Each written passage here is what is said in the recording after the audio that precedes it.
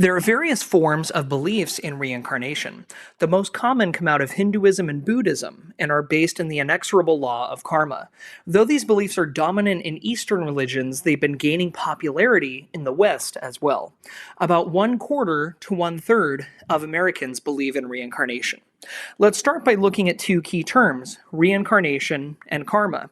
Reincarnation literally means to come again in the flesh.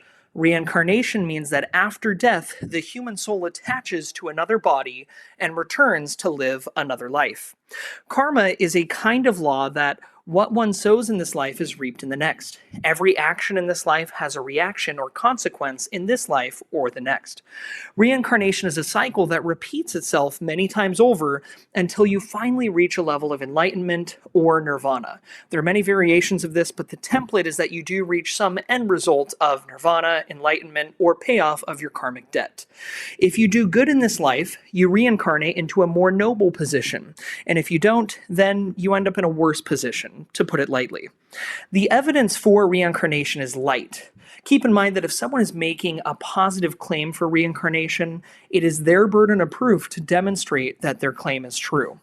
The number one reason I've heard frequently for the belief in reincarnation is this idea of past life memories. Usually it's described as a vague feeling or memory. One person told me, "I have this feeling that I used to be French." Past life memories do not prove reincarnation. There are many other ways to explain these so-called memories. First, false memories. There are many examples of people having false memories. The same could easily be said of these so-called memories of past lives. Number two, these types of past life memories are much more common in people who were raised in cultures or contexts where they were exposed to teachings on reincarnation.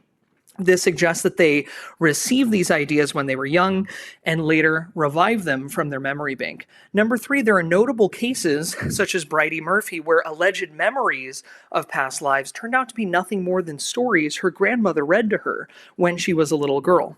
Number four, other false memories have been implanted by hypnosis, the power of suggestion, or guided imagery therapy during counseling sessions. Number five, an honest mistake. Maybe a person simply is confused or mistaken when they claim they have a memory of a past life.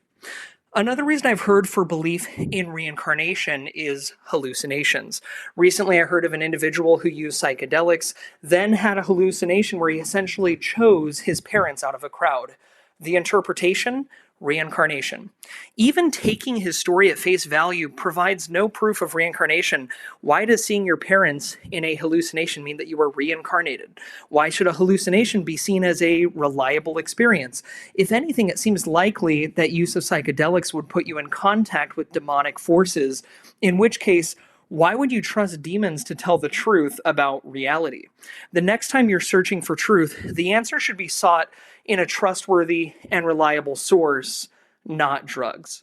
Overall, belief in reincarnation and karma is perhaps the most anti-humanitarian belief possible because it actually makes the injustices of the world irrelevant.